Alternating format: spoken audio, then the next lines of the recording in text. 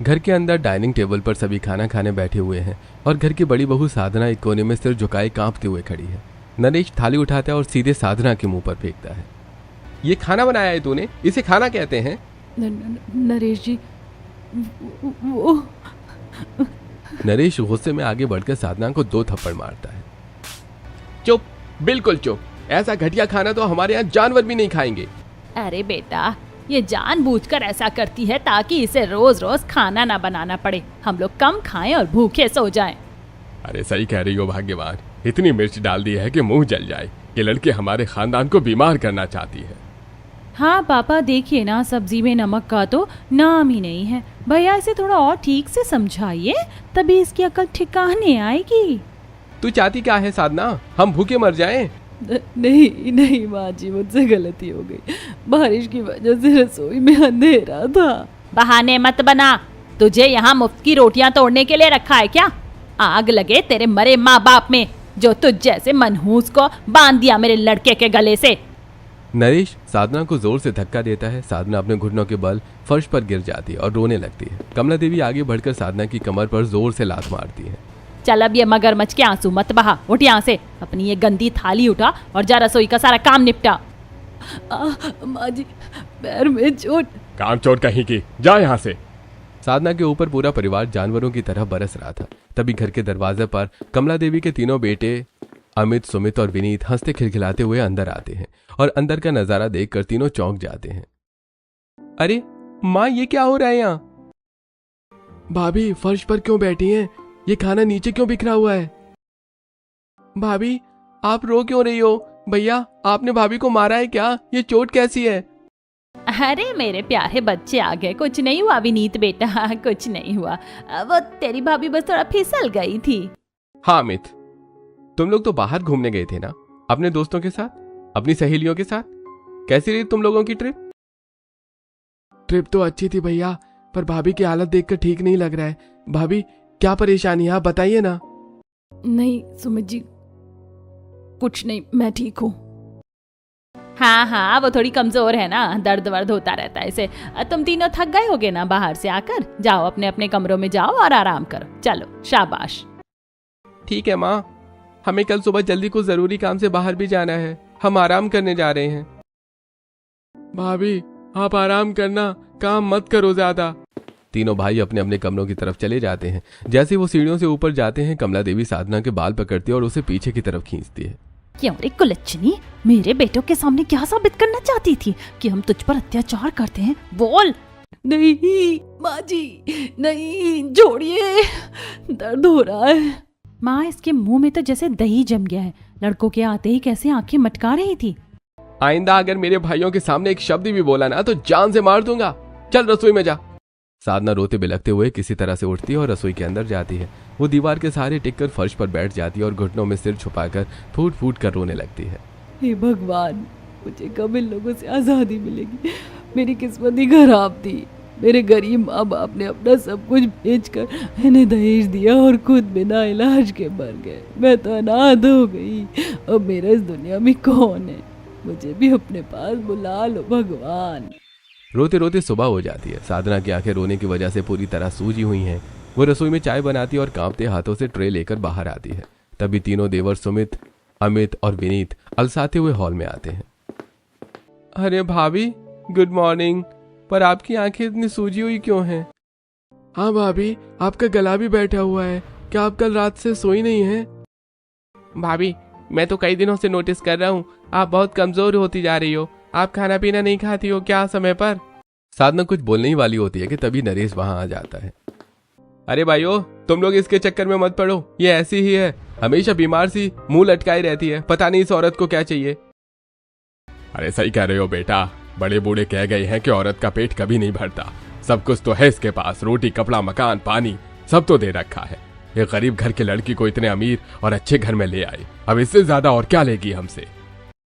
भैया आप अपनी वाइफ से ऐसे कैसे बातें कर सकते हैं? आपको भाभी से तमीज से बात करनी चाहिए। अच्छा, अब तो अपने बड़े भाई और बाप को ज्ञान सिखाएगा, तमीज सिखाएगा हमें। छोड़ इन बातों को। तुम तीनों बताओ, तुम लोगों ने अपनी शादियों का क्या सोचा? हमने तुम तीनों के लिए बहुत सुंदर लड़कियां पसंद की हैं। माँ ये बात ये है कि आप लोगों ने हमसे बिना पूछे लड़की कैसे पसंद कर ली? ये कोई तरीका होता है क्या? क्या मतलब है तरीका होता है? बेटा अपने बाप और माँ से ऐसे बात करता है? माँ, हम बस ये कहना चाहते हैं कि हम तीनों ने अपनी अपनी पसंद की लड़कियां चुन ली हैं। हम तीनों ने लड़कियां पसंद कर ली हैं। क्या पसंद कर लिए? इसका क्या मतलब है? कौन है वो लड़कियां? कहाँ से हैं? किस जाति की हैं? किस बिरादरी और खानदान की हैं? बताओ मुझे। हाँ माँ, वो बहुत अच्छे खानदान की हैं, बहुत अमीर हैं, बेहद सुंदर हैं और पढ़ी लिखी भी हैं। हम तीनों के साथ एक ही कॉलेज में थीं, लेकिन क्या? साफ साफ बताओ, ये लेकिन वेकिन क्या लगा रखा है? लेकिन पापा, वो ना हमारी बिरादरी की नहीं है, हमारी जात की नहीं है। हमारी जात की नहीं है? तो फिर कौन सी जात की है? जल्दी बको। माँ, अब वो चाहे जिस भी जात की हो, पर हम शादी तो उन्हीं से करेंगे, क्योंकि हम तीनों ने जुबान दे चुके हैं, वादा कर चुके हैं। और अगर हमने उनसे शादी नहीं की तो क्या, रुक क्यों गए? तो उनके घर वाले हमें जान से मार देंगे पापा, वो हमें जिंदा नहीं छोड़ेंगे। अच्छा, ऐसे कौन से तोप खानदान के घर वाले हैं जो मेरे बेटों को जान से मार देंगे? माँ, वो लड़कियां ठाकुर हैं, ठाकुर राजाओं के खानदान की। ठाकुर शब्द सुनते ही कमला देवी, रमेश और नरेश के पैरों तले जमीन खिसक जाती है। क्या कहा? ठाकुर की लड़कियां? तुम तीनों का दिमाग खराब हो गया है? तुम लोग जानते भी हो ठाकुरों का मतलब? उनके खून में हमेशा गुस्सा होता है। चीखना, चिल्लाना, मारना, पीटना। तुम्हें मार के कहीं फेंक देंगे, पता भी नहीं चलेगा। अरे भैया, ऐसा कुछ नहीं है, वो हमसे बहुत प्यार करते हैं, बहुत सुशील है। अरे उनके लिए प्यार व्यार कुछ नहीं होता। उनके लिए जो कुछ भी होता है बस बदला होता है। पापा, हमने ठान लिया है, हम शादी करेंगे तो उन्हीं से, नहीं तो उनके घर वाले हमें जिंदा नहीं छोड़ेंगे। घर में हल्ला गुल्ला मचा हुआ था। बाहर बारिश तेज हो चुकी थी। दरवाजे पर एक विशाल कदकाठी के बुजुर्ग ठाकुर मान सिंह अपनी 3 लंबी तगड़ी बेटियां दुर्गा, भवानी और रुद्रिका के साथ खड़े होते हैं। क्यों भाई, रमेश जी का घर यही है क्या? अरे पापा देखो, ये वही तीनों हैं और ये इनके खतरनाक पापा हैं। नमस्ते अंकल जी, आइए अंदर आइए। ये भगवान, ये आदमी है या साक्षात यमराज? इसे देखकर तो मुझे चक्कर आने लगे हैं। माँ, इनके तो नाम ही इतने खतरनाक हैं। दुर्गा, भवानी, रुद्रिका, लड़कियां कितनी चंडी होंगी। अरे चुप हो जा, अभी सुन लेंगी तो फालतू में लेने के देने पड़ जाएंगे। क्यों भाई रमेश जी, आप लोगों के घर में मेहमानों को तमीज नहीं सिखाई जाती क्या? कोई बाहर से आए तो उसे खड़े खड़े ही रखोगे या बैठने को भी कहोगे? अरे नहीं भाई साहब, ऐसी बात नहीं। आइए बैठिए ना। अरे आओ बच्चों, बैठो। हाँ, वो तो हम बैठ ही जाएंगे, खड़े होने के लिए थोड़े ना आए हैं यहाँ। अमित, तुम तो कॉलेज में कह रहे थे कि तुम्हारा घर बहुत बड़ा है, बहुत आलीशान है। ये क्या है, इतना छोटा सा घर? और सुमित, तुमने तो घर पर बात की ही नहीं थी। हम तो चाहते थे कि तुम बात करो, लेकिन जैसे हमने अपने पापा को बताया, हमारे पापा तो बंदूक लेकर तैयार हो गए शादी के लिए। बिल्कुल, हमारे लिए हमारे बच्चों की खुशी से बढ़कर कुछ नहीं है। अगर लड़के अच्छे हैं तो बिरादरी हम नहीं देखते। तो रमेश जी, रिश्ता पक्का समझें। विदाई के समय बस एक बात याद रखना, मेरी बच्चियों को कभी किसी चीज की कमी नहीं होनी चाहिए। इनका बाप अभी जिंदा है, जो परेशान करेगा उसे सीधे जमीन में गाड़ दूंगा। अरे जी भाई साहब, बिल्कुल, रिश्ता पक्का। घर में शादी की तैयारियां शुरू हो चुकी हैं। शहर के सबसे महंगे कपड़ों के शोरूम में कमला देवी, सुमन और तीनों होने वाली बहुएं बैठी हैं। भैया, जरा सबसे महंगा और भारी लहंगा दिखाना। हमारी बहुएं ठाकुरों के घर की हैं, कोई कमी नहीं होनी चाहिए। जी माँ जी, अभी लाता हूँ। वैसे बड़ी भाभी साधना भाभी नहीं आई शॉपिंग पर? अरे वो उसे थोड़ा सिर दर्द था तो घर पर आराम कर रही है।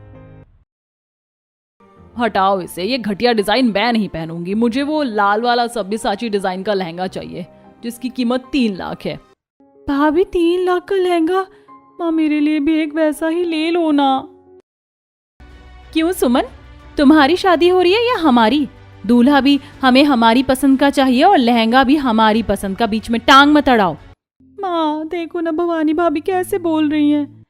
अरे बेटा सुमन, चुप रहे। ठीक है बच्चियों, जो तुम्हें पसंद हो वही लहंगा पैक करवा लो। पैसों की क्या बात है। बाप रे, शादी से पहले ही कंगाली आ जाएगी। कुछ ही दिनों बाद तीनों बेटों की शादी ठाकुर खानदान की दुर्गा, भवानी और रुद्रिका से हो जाती है और आज उनका गृह प्रवेश हो रहा है। तीनों नई बहुएं दरवाजे पर खड़ी हैं। साधना आरती की थाली लेकर खड़ी है। उसके चेहरे पर हल्की चोट का निशान है, हाथ पर पट्टी बंधी है और वो लंगड़ा कर चल रही है। अरे, आप बड़ी भाभी है ना? नमस्ते, पर आपके चेहरे पर ये चोट के निशान कैसे? वो कुछ नहीं।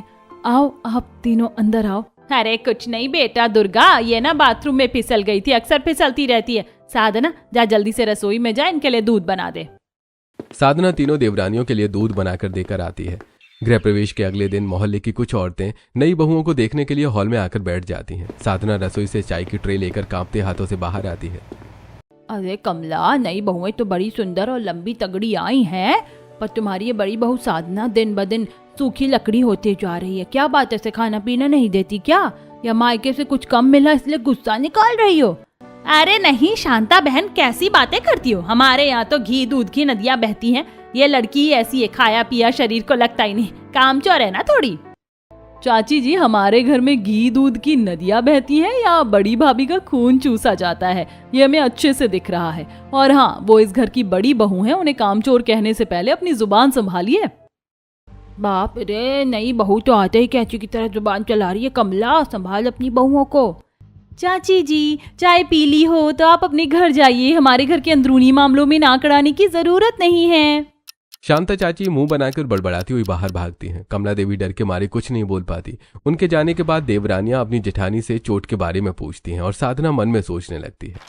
शादी से ठीक एक दिन पहले सुमन का ब्लाउज थोड़ा ढीला रह गया था। इस बात पर नरेश ने साधना को लात घूंसों से मारा था। सुमन और कमला देवी ने उसके बाल खींचे थे और रमेश ने उसे फर्श पर पटका था। साधना दर्द से रो रही थी। बाथरूम में फिसलने से चेहरे पर थप्पड़ के जैसे उंगलियों के निशान नहीं बनते माँ जी? अरे नहीं बेटा भवानी, वो गिरने से सूजन आ गई होगी। साधना जा रसोई में सबके लिए पानी लेकर आ। साधना लंगड़ाते हुए रसोई की तरफ जाती है। अगली सुबह रसोई में साधना सुबह सुबह चाय बना रही है। उसकी आंखें सूजी हुई हैं। तभी कमला देवी दबे पैर रसोई में आती है और अचानक साधना का हाथ पीछे की तरफ जोर से मरोड़ देती है। तेरी हिम्मत कैसे हुई रे कुलच्छनी, मुझसे बिना पूछे चाय के पतीले में इतना सारा दूध डालने की? माँ जी छोड़िए, दर्द हो रहा है, नई बहू आ रही थी इसीलिए। चुप, तुझे कितनी बार बोला इस घर में सुई भी हिलाएगी तो मुझसे पूछकर, नई बहुओं के सामने ज्यादा महारानी मत बन। तभी तीनों देवरानियां दुर्गा, भवानी और रुद्रिका सीढ़ियों से नीचे उतरती हैं। वो साधना को धक्का खाते हुए देख लेती हैं। अरे माँ जी, सुबह सुबह रसोई में क्या तमाशा हो रहा है? आपने बड़ी भाभी को धक्का क्यों दिया? अरे कुछ नहीं बेटी दुर्गा, ये तो कुत्ते की दुम है, ऐसे ही सीधी होती है। कहते हैं ना लातों के भूत बातों से नहीं मानते, बस वही समझा रही थी इसे। माँ जी, हमारे मायके में नौकरों के साथ भी ऐसा व्यवहार नहीं होता। खैर, आज हमारी पहली रसोई है, बताइए शगुन में क्या बनाना है?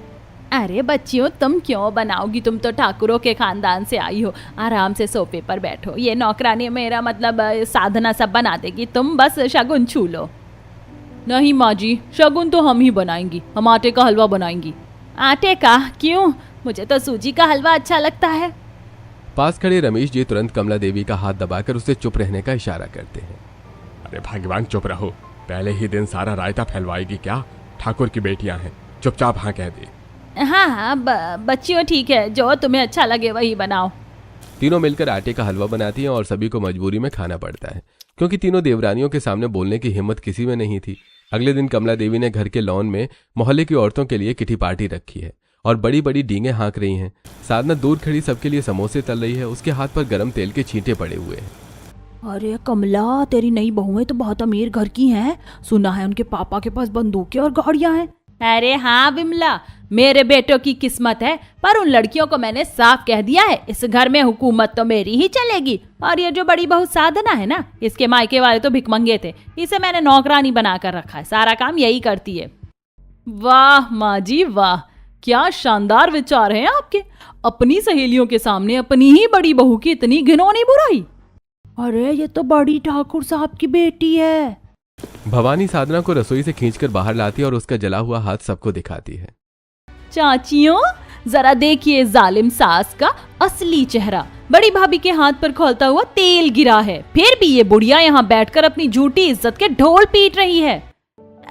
अरे नहीं, मैं तो मजाक कर रही थी बच्चियों। विमला चाची, प्रमिला चाची, आज आप सब गवाह बन जाइए। इस घर में अगर बड़ी भाभी को कुछ भी हुआ तो उसकी जिम्मेदारी ये कमला देवी होगी। चलिए अब आप लोग अपने अपने घर जाइए।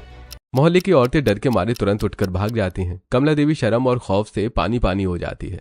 अगले दिन दोपहर में हॉल में तीनों देवरानियां दुर्गा, भवानी और रुद्रिका सोफे पर आलती पालती मारकर पैर फैलाकर आराम से बैठी हैं और टीवी देख रही हैं। अमित, सुमित और विनीत भी उनके साथ बैठकर हंस रहे हैं। दूसरी तरफ साधना रसोई में खाना बना रही है और सुमन सोफे पर बैठकर फल खा रही है। अरे ओ बड़ी भाभी, जरा इधर आना, मेरे खाए हुए बर्तन उठाकर रसोई में रख दें और एक गिलास ठंडा पानी ला। तीनों देवरानियां एक साथ सुमन को घूर कर देखती हैं। सुमन उनकी तीखी नजरें देखकर सहम जाती है। क्यों सुमन, तुम्हारे हाथ पैरों में क्या दही जम गया है? तुम्हारे हाथ पैर काम नहीं कर रहे क्या, जो हर छोटे काम के लिए बड़ी भाभी को आवाज लगा रही हो? खुद उठो और अपने बर्तन सिंक में रख कर आओ। बड़ी भाभी इस घर की बहू है, तुम्हारी बंधुआ मजदूर नहीं। माँ देखो ना ये। अरे सुमन, जा ना, खुद रख कर आ बर्तन। बच्चियों, तुम लोग टीवी देखो आराम से। थोड़ी देर बाद जब सब अपने अपने कमरे में चले जाते हैं, साधना कपड़े धोने वाली मशीन के पास खड़ी रो रही थी। तभी नरेश वहां आता है। तूने मेरी बहन को जवाब दिलवाया उन ठाकुरों की बेटियों से? तेरी हिम्मत कैसे हुई? नरेश जी, मैंने तो कुछ नहीं कहा, वो खुद ही। चुप।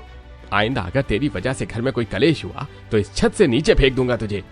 दुर्गा खिड़की के पीछे छुपी ये सब देख लेती है। अपने फोन में नरेश को साधना को थप्पड़ मारते हुए वीडियो रिकॉर्ड कर लेती है। तो ये बात है, ये लोग बड़ी भाभी पर जुल्म करते हैं और हमारे सामने नाटक करते हैं। रुक जाओ, तुम सबको ऐसी जेल करवाऊंगी कि पुश्ते याद रखेंगी। अगले दिन बारिश थम चुकी है। बाजार में एक बड़ी मोटरसाइकिल के शोरूम में नरेश, अमित, सुमित, दुर्गा और भवानी खड़े हैं। अमित, सुमित, तुम दोनों नई बाइक पसंद कर लो, पैसों की चिंता मत करो। पर भैया, इतने पैसे अचानक कहां से आएंगे? हमारे पास तो बजट नहीं है। अरे बुद्धू, अपने ससुराल वालों से मांगो ना। मैंने भी तो अपनी शादी में साधना के बाप से जबरदस्ती बड़ी गाड़ी ली थी। वो लोग भले ही गरीब थे, पर उनकी खाल खींचकर पैसे निकलवा लिए थे मैंने। ये सुनते ही भवानी पलटकर नरेश को इतनी भयानक नजर से घूरती है कि नरेश की सिट्टी पिट्टी गुम हो जाती है। नरेश भैया, जरा संभल कर बोलिए, वरना ये बात आपके हलक में ही अटकी रह जाएगी और आप कभी थूक भी नहीं पाएंगे। हाँ, अरे नहीं नहीं छोटी बहू, मैं तो मजाक कर रहा था। हमारे पास पैसों की कोई कमी नहीं है, हम खुद दिलवाएंगे बाइक। तुम लोग अपने मायके में कुछ मत कहना प्लीज। हम क्यों कहेंगे भैया, हमारे पापा तो वैसे भी सीधे कोर्ट और पुलिस से बात करते हैं। अगर हमने एक बार कह दिया ना, तो ऐसा दहेज का केस लगेगा कि आप सबकी अकल हमेशा के लिए ठिकाने आ जाएगी। नरेश डर के मारे पसीना पसीना हो जाता है और वहां से खिसक जाता है। नरेश बाइक शोरूम से निकलकर बाजार की सड़क पर जा रहा होता है। वो गुस्से में बड़बड़ा रहा था। तभी दुर्गा, भवानी और साधना उसका रास्ता रोक लेती हैं। बाजार के लोग तमाशा देखने के लिए इकट्ठा हो जाते हैं। तुम तीनों औरतें मेरा रास्ता क्यों रोक रही हो? साधना, चल घर, तेरी तो आज मैं चमड़ी उधेड़ता हूँ। किसकी चमड़ी उधेड़ेगा रे तू? डोमेस्टिक वायलेंस करता है अपनी पत्नी पर। तेरी हिम्मत कैसे हुई मुझ पर हाथ उठाने की? मैं तेरा जेठ हूँ। सुनो भाइयों और बहनों, ये आदमी घर के अंदर अपनी मासूम पत्नी को जानवरों की तरह पीटता है, उसे भूखा रखता है और बाहर शरीफ बनने का नाटक करता है। आज इस दरिंदे को सबक सिखाना जरूरी है। अरे भाई, धिक्कार है ऐसे पति पर। मारो उस साले को, पुलिस को बुलाओ। नरेश, आज बाजार के बीच में जो तेरा तमाशा बना है ना, ये तो बस शुरुआत है। तेरी असली जगह इस आलीशान घर में नहीं, बल्कि जेल की काल कोठरी में है। दुर्गा, भवानी, चलो इसे तड़पने दो यहीं। नरेश बाजार के बीच में बेइज्जत होकर मुंह छुपाकर भाग खड़ा होता है। पूरे बाजार में चारों बहुओं की एकता और ठाकुर बहनों की खौफ की चर्चा होने लगती है। शाम बाजार के एक मशहूर चाट भंडार पर सुमन और तीनों देवरानियां खड़ी हैं। सुमन अपनी मर्जी से चीजें ऑर्डर कर रही है। भैया, मेरे गोलगप्पे में तीखा पानी डालना, और सुनो, पैसे ये मेरी भाभियां देंगी, इनके पापा बहुत अमीर हैं। पैसे तो हम दे देंगे सुमन, पर ये बताओ, कल रात तुम अपनी माँ के साथ मिलकर बड़ी भाभी के कमरे के बाहर क्या फुसफुसा रही थी? कुछ भी तो नहीं, मैं क्यों फुसफुसाऊंगी? हमें सब पता है तुम लोग बड़ी भाभी को इस घर से निकालने या उन्हें जान से मारने की प्लानिंग कर रहे हो ना, ताकि मोटा दहेज लेकर दूसरी शादी करवा सको भैया की। नहीं भाभी, ऐसा कुछ नहीं, मुझे घर जाना है। सुनो सुमन, ठाकुरों की लड़कियां जितनी प्यार से गोलगप्पे खिलाना जानती हैं, उतनी ही आसानी से हलक में हाथ डालकर सच निकालना भी जानती हैं। चलो घर।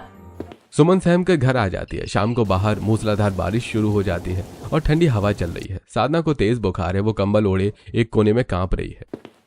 कमला देवी उसके पास आती है और कंबल खींचकर फेंक देती है। उठरी कामचोर, बाहर जाकर बाजार से आइसक्रीम और ताजी सब्जियां लेकर आ। मेरी बेटी सुमन को आइसक्रीम खानी है और नरेश को करेले खाने हैं। माँ जी, मुझे बहुत तेज बुखार है, बाहर बहुत तेज बारिश है, मैं कल सुबह ले आऊंगी। चल निकल यहाँ से, बहाने मत बना। जब तक तू रोएगी नहीं तब तक हमारी माँ के कलेजे को ठंडक नहीं मिलेगी। जा बाहर। साधना रोती हुई भीगते हुए बाहर बाजार की तरफ भागती है। छत पर दुर्गा, भवानी और रुद्रिका खड़ी होकर ये सब देख रही हैं। दीदी, अब पानी सिर से ऊपर जा चुका है। ये लोग इंसान नहीं, साक्षात जानवर हैं। बड़ी भाभी को तेज बुखार है, फिर भी इस तूफान में बाहर भेज दिया। मैंने माजी और नरेश भैया का बोलते हुए ऑडियो रिकॉर्ड कर लिया है। वो साफ कह रहे हैं कि जब तक ये रोएगी नहीं तब तक कलेजे को ठंडक नहीं मिलेगी। शाबाश रुद्रिका। भवानी, तुम बड़ी भाभी के कमरे से उनके पुराने मेडिकल पर्चे ढूंढो जहां इनके मारने पीटने की चोटों का रिकॉर्ड हो। हम इन सब सबूतों को इकट्ठा करके सीधे पापा को भेजेंगे। इन दरिंदों को कोर्ट के चक्कर कटवाने का समय आ गया है।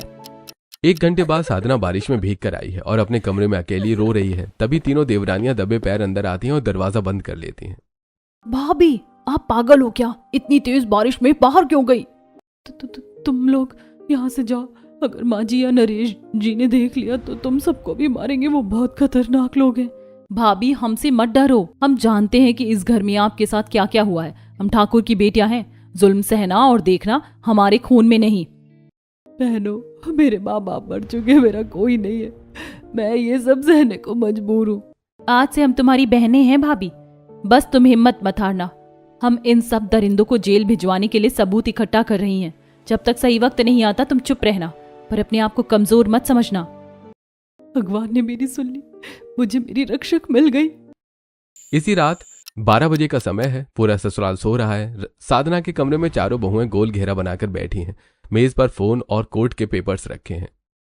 दुर्गा, भवानी, रुद्रिका, तुम तीनों ने मुझे जो हिम्मत दी है उसी की वजह से आज मैं अपने पैरों पर खड़ी हो पाई हूँ, वरना ये लोग तो मुझे खपका मार चुके होते। भाभी, आप हमारी बड़ी बहन हो। जेठानी और देवरानी का रिश्ता सिर्फ कहने के लिए होता है, असली रिश्ता तो दिल का होता है। भाभी देखिए, मैंने वकील साहब को आपके सारे पुराने मेडिकल बिल्स, नरेश भैया का वो मारते हुए वीडियो ईमेल कर दिया है। पापा कल सुबह पुलिस फोर्स के साथ यहाँ पहुंच रहे हैं। बस कुछ घंटों की बात है भाभी। कल सुबह इस पूरे जालिम ससुराल को हमारी एकता की असली ताकत का एहसास होगा। जब हम चारों एक साथ बाहर निकलेंगी तो इनका घमंड मिट्टी में मिल जाएगा। बिल्कुल, कल सुबह इस घर के जुल्म का आखिरी दिन होगा। हमारी एकता ही हमारी सबसे बड़ी जीत है। 2 दिन बाद साधना की हालत बहुत बिगड़ चुकी है। उसे निमोनिया हो गया है और वो घर के पीछे बनी एक सूनी अंधेरी कोठरी में टूटी खाट पर बेहोश पड़ी है। कमला देवी, रमेश, नरेश और सुमन कोठरी के बाहर खड़े हैं। अरे नरेश, ये साधना तो आंखें भी नहीं खोल रही। अगर ये मर गई तो पुलिस केस हो जाएगा। कुछ नहीं होगा माँ, इसे इसी अंधेरी कोठरी में पड़े रहने दो। उन 3 डायनों को भनक भी नहीं लगनी चाहिए कि साधना यहाँ है। कह देंगे कि वो अपने मायके चली गई है। हाँ माँ, वैसे भी इसके रहने से घर में बड़ी किचकिच होती थी। अच्छा हुआ मर रही है। सभी साधना को अकेला छोड़कर चले जाते हैं। अंधेरी कोठरी में साधना डर से कंबल ओढ़ लेती है। बुखार के कारण उसको बुरा हाल है। तभी दुर्गा, भवानी और रुद्रिका उसे ढूंढते हुए वहां पहुंचती हैं। उन्हें कोठरी तक जाते हुए परिवार के लोग देख लेते हैं। साधना की हालत देखकर तीनों देवरानियां घबरा जाती हैं। अब भवानी उसके सिर पर बर्फ की थैली रख रही है। कमरे के बीचों बीच 2 गोल मेजें रखी हैं। उन मेजों पर गदा, खंजर, कुल्हाड़ी, जंजीरें, बंदूकें, पिस्तौल और कारतूस रखे हुए हैं। दुर्गा एक मेज के पास बैठी और अपने हाथ में एक तेज धार वाला चाकू चमका रही है। कमरे का किवाड़ थोड़ा खुला हुआ है। दरवाजे की ओर से सास कमला देवी, ससुर रमेश, नंद सुमन और जेठ नरेश छिपे हुए अंदर का नजारा देख रहे हैं। हथियारों का ये जखीरा और ठाकुर बहुओं के चंडी रूप को देखकर चारों खौफ के मारे थर थर कांप रहे हैं। ससुराल वालों को सबक सिखाना पड़ेगा। बहुत सह लिया बड़ी भाभी ने इन लोगों का टॉर्चर। अब ठाकुर की बेटियां अपना असली रंग दिखाएंगी। हाँ दीदी, इन लोगों ने भाभी को तड़पा तड़पा कर मारने की कोशिश की है। अब कानून से पहले हमारे हाथ इनका इंसाफ करेंगे। ये लोग ऐसे नहीं सुधरेंगे। मेज पर रखी ये बंदूकें और कुल्हाड़ी गवाह है। अगर आज के बाद किसी ने भी बड़ी भाभी की तरफ आंख उठाकर भी देखा तो इस घर को हम शमशान बना देंगी। बहनों, तुम लोग मेरे लिए अपनी जान जोखिम में मत डालो। ये लोग बहुत जालिम हैं। आप चुप रहिए भाभी। जेठानी देवरानी की ये एकता अब इस ससुराल के जुल्म की लंका को आग लगाएगी। किवाड़ के पीछे रमेश का पूरा शरीर डर के मारे हिल रहा है। सुमन और कमला देवी ने डर के मारे अपने मुंह पर हाथ रख लिया है ताकि उनकी चीख बाहर न निकले। ए भगवान, रमेश देखो, कमरे में गदा, बंदूक और कुल्हाड़ी रखी है। या बहुएं या डाकू, मेरी तो जान सूख रही है। माँ देखो ना दुर्गा भाभी कैसे चाकू चमका रही है। वो कह रही है कि सबको सबक सिखाना पड़ेगा। मुझे बहुत डर लग रहा है माँ, ये हमें मार डालेंगी। बाप रे बाप, मैंने तो सोचा था कि ये सिर्फ कॉलेज की लड़कियां हैं, पर इनके पास तो हथियारों का पूरा गोदाम है। रमेश जी, अब हमारा क्या होगा? अरे नरेश बेटा, धीरे बोल। अगर ठाकुर मान सिंह की इन बेटियों ने हमारी आवाज सुन ली तो पुलिस के आने से पहले ये हमारा कीमा बना देंगी। जिठानी देवरानी एक हो गई है, अब हमारा पूरा ससुराल इनकी एक हुंकार से कांप उठा है। अरे भागो यहाँ से। चारों दबे पांव बिना आवाज किए खौफ के साए में पीछे की तरफ भागते हैं, जबकि कमरे के अंदर चारों बहुएं अपने अटूट एकता के साथ न्याय की तैयारी में डटी रहती हैं। अगले दिन सुबह घर एक अदालत में बदल चुका है। बाहर पुलिस की गाड़ियां सायरन बजा रही हैं। घर के अंदर ठाकुर मान सिंह अपनी पूरी ठसक और बंदूक के साथ खड़े हैं। उनके साथ शहर के बड़े सरकारी डॉक्टर, नामी वकील और पुलिस इंस्पेक्टर मौजूद हैं। तो भाई रमेश, बहुत शौक था ना तुम्हें अपनी बहू को पैर की जूती समझने का, अब भुगतो। ठाकुर साहब, हमें माफ कर दीजिए, हमसे गलती हो गई। ए चुप रहो साले। डोमेस्टिक वायलेंस, दहेज उत्पीड़न और हत्या की साजिश के जुर्म में तुम चारों की ऐसी जेल होगी कि वहां चक्की पीसते पीसते बुढ़ापा आ जाएगा। मजिस्ट्रेट साहब ने इन सारे पुख्ता वीडियोस और मेडिकल एविडेंस के आधार पर नॉन बेलेबल वारंट जारी किया है। अरे छोड़ दो मुझे, मैं बुढ़िया हूँ, मुझे मत ले जाओ भैया, मुझे बचाओ, मैं जेल नहीं जाना चाहती। लेडी कांस्टेबल कमला देवी और सुमन को घसीटते हुए बाहर ले जाती हैं। इंस्पेक्टर रमेश और नरेश को हथकड़ी लगाकर गाड़ी में डालता है। हॉल के बीच में साधना व्हील चेयर पर बैठी है। दुर्गा, भवानी और रुद्रिका उसके चारों तरफ सुरक्षा कवच की तरह खड़ी हैं। अमित, सुमित और विनीत भी अपनी पत्नियों के इस फैसले के साथ गर्व से खड़े हैं। बेटी साधना, आज से तुम अनाथ नहीं हो। ये तीनों तुम्हारी देवरानियां नहीं, तुम्हारी ढाल है। और ये ठाकुर मान सिंह आज से तुम्हारा पिता है। चलो हमारे घर। शुक्रिया पापा, शुक्रिया बहनों। आज मुझे समझ आया कि अगर औरतें एक हो जाएं तो बड़े से बड़ा जालिम ससुराल भी कांप उठता है। तीनों देवरानियां मुस्कुराकर साधना को गले लगा लेती हैं। लेकिन यहाँ सवाल यह था कि अगर साधना की देवरानियां भी उसी के जैसी आती तो क्या इस कहानी का अंत ऐसा होता? आपकी राय कमेंट में जरूर बताइएगा।